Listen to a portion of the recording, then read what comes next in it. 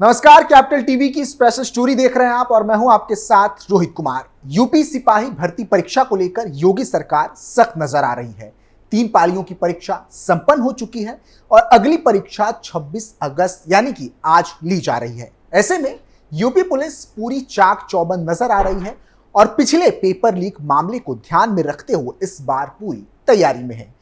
इस री एग्जाम को सफलतापूर्वक कराने के लिए पुलिस सॉल्वर गैंग और संदिग्धों पर नजर बनाए हुए है। 3 दिन हुई परीक्षा के दौरान यूपी पुलिस ने कई एफआईआर दर्ज की है। इसके अलावा संदिग्धों को परीक्षा देने से भी रोका गया है। तो चलिए इसी खबर पर आज विस्तार से चर्चा करते हैं कैपिटल टीवी की स्पेशल स्टोरी में।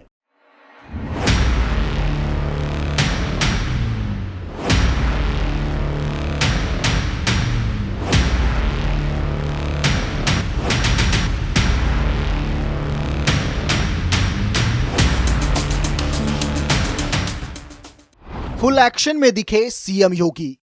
सिपाही भर्ती परीक्षा पर पूरी चाक चौबंदी। 29 एफआईआर और 40 लोगों की हुई गिरफ्तारी। सॉल्वर गैंग की हालत हुई पतली। यूपी सिपाही भर्ती परीक्षा पेपर लीक के बाद प्रदेश में जमकर हंगामा देखने को मिला। जगह जगह प्रदर्शन हुए, दोबारा एग्जाम कराने की मांग की गई, जिसे सहजता से सीएम योगी ने स्वीकार कर लिया और अब दोबारा एग्जाम कराया जा रहा है और पेपर लीक माफियाओं को एक चुनौती पेश की जा रही है। 40 लोगों को किया गिरफ्तार। न्यूज एजेंसी पीटीआई के अनुसार उत्तर प्रदेश पुलिस भर्ती एवं प्रोन्नति बोर्ड यूपीपीआरबीबी के अध्यक्ष राजीव कृष्ण ने कहा है कि पिछले 3 दिनों में पुलिस ने शांतिपूर्वक परीक्षा प्रक्रिया सुनिश्चित करने के लिए एहतियाती उपाय के रूप में 29 एफआईआर दर्ज की है और 40 लोगों को गिरफ्तार भी किया है। इनमें 12 गिरफ्तारियां कानपुर, झांसी, बलरामपुर, जौनपुर और अलीगढ़ से की गई है। इसके अलावा 2 परीक्षा केंद्रों पर स्क्रीनिंग प्रक्रिया के दौरान 318 संदिग्धों की पहचान की गई और उन सभी को परीक्षा देने की अनुमति दी गई। बोर्ड द्वारा इन व्यक्तियों की आगे जांच की जाएगी। लाखों कैंडिडेट्स एग्जाम में हुए शामिल।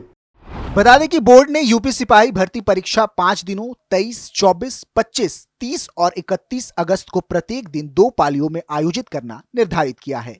परीक्षा के तीसरे दिन 6,78,000 से ज्यादा कैंडिडेट्स एग्जाम में शामिल हुए। पहली शिफ्ट में 3,37,647 और दूसरी शिफ्ट में 3,41,120 कैंडिडेट्स ने एग्जाम दिया है।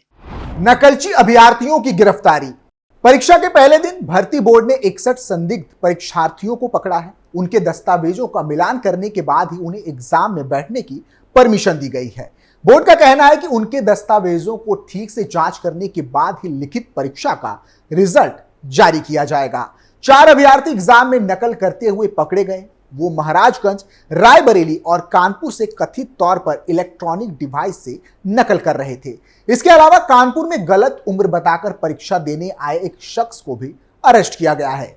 गोरखपुर से महिला सिपाही और उसके साथी को एग्जाम के पेपर बेचने के नाम पर ठगी करने के आरोप में गिरफ्तार किया गया है। जानकारी के लिए बता दें कि इसी साल फरवरी में पेपर लीक के आरोपों के चलते कुल 60,244 पदों के लिए परीक्षा रद्द कर दी गई थी। भर्ती बोर्ड ने 17 और 18 फरवरी को इम्तिहान करवाया और राज्य के 75 जिलों में करीब 48 लाख अभ्यर्थी इस परीक्षा में बैठे थे।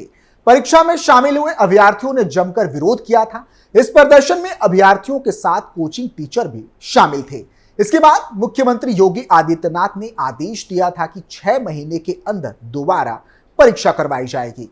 इतना ही नहीं, पेपर लीक माफियाओं पर नकेल कसने के लिए योगी सरकार ने नया कानून लाने की तैयारी भी कर ली है। प्रतियोगी परीक्षाओं में पेपर लीक रोकने के लिए योगी सरकार नया कानून लाएगी, जिसमें पेपर लीक और सॉल्वर गैंग जैसी गतिविधियों में शामिल लोगों के खिलाफ कठोरतम कार्रवाई का प्रावधान किया जाएगा।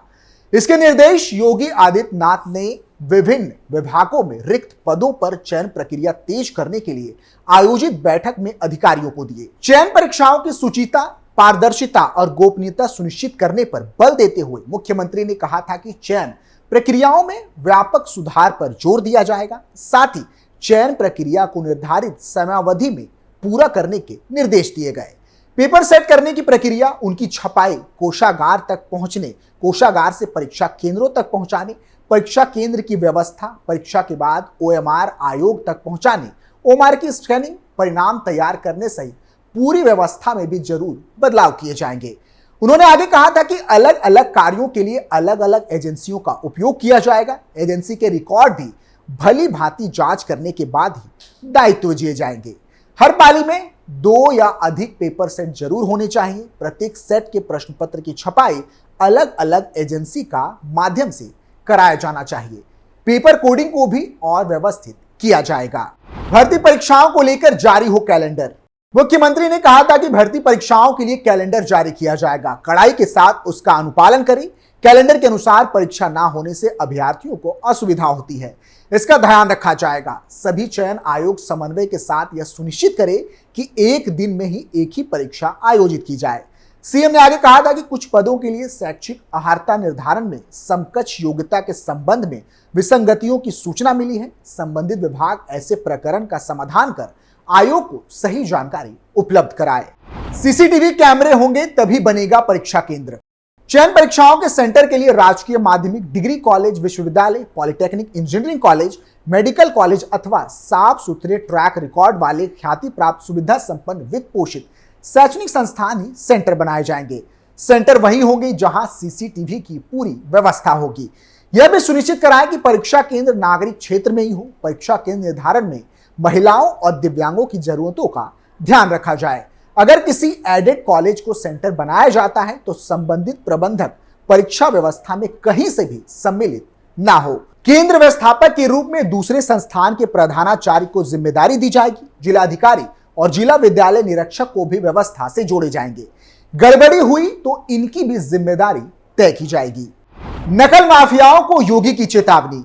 मुजफ्फरनगर में जनता को संबोधित करते हुए सीएम योगी ने कहा कि 2 लाख नौजवानों की नौकरी, जिसकी शुरुआत 23 को, 24 को, 25 अगस्त को पुलिस भर्ती करने जा रही है। मैं आप सभी नौजवानों से कहूंगा कि इस भर्ती की प्रक्रिया में भाग लीजिए। कोई माई का लाल आपकी योग्यता पर सवाल नहीं खड़ा कर सकता। जो ऐसा करेगा उसकी संपत्ति जब्त करेंगे और उस संपत्ति को गरीबों में बांटने का काम करेंगे। बता दें कि परीक्षा में नकल करना या कराने वाले के खिलाफ नए कानून के तहत कार्रवाई होगी।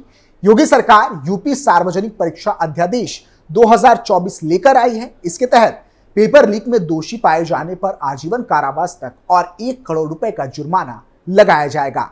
पुलिस सिपाही भर्ती में किसी भी तरह की गड़बड़ी से बचने के लिए सीसीटीवी कैमरों से चप्पे चप्पे पर कड़ी नजर रखी जा रही है। सभी परीक्षा केंद्रों में सीसीटीवी कैमरे लगाए गए हैं। हर परीक्षा केंद्र पर एक कंट्रोल रूम बनाया गया है।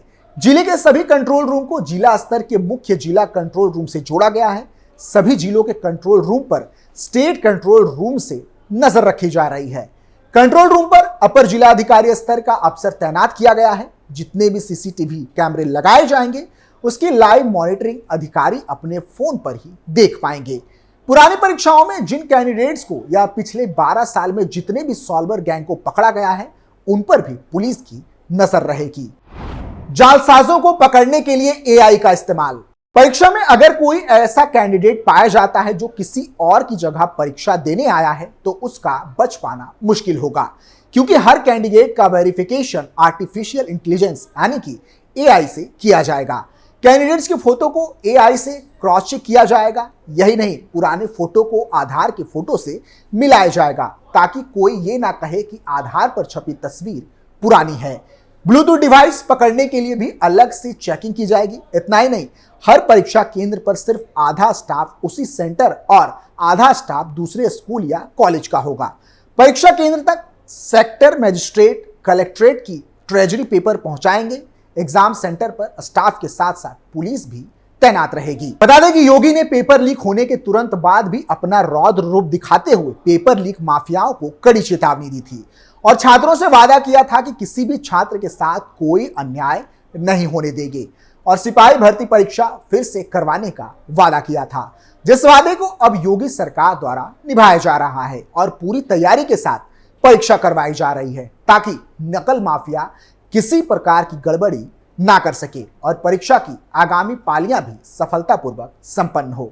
फिलहाल के लिए इतना ही। आप देखते रहिए कैपिटल टीवी। नमस्कार।